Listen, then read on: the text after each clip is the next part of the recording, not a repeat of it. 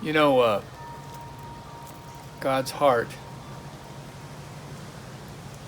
has broken for people in China as much as for people in the United States.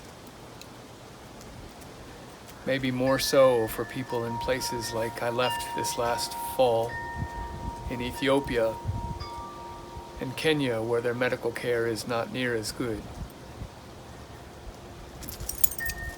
Who does God love? It's a question we all wind up asking at one point. Remember that incredibly generous line where Jesus says, "I'm the way, the truth, and the life. No one comes to the Father but by me"? Some people read that absolutely stingily. Well, nobody can come to God unless they qualify in some way.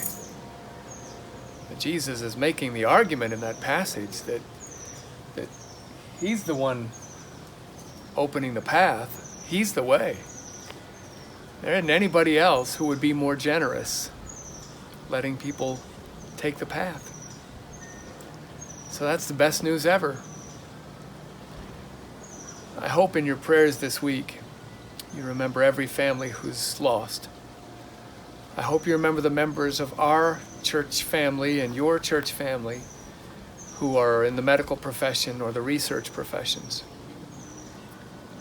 I hope you remember people in the far corners of the earth, as well as close to us here, because God is loving all of them.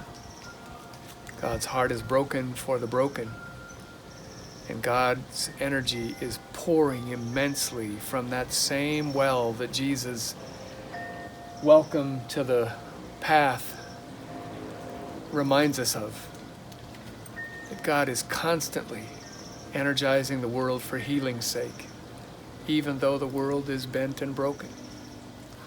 So God bless you, friends. May this week be a prayer for those across the planet who still are welcomed by Jesus into the way of life, whether they know His name or not.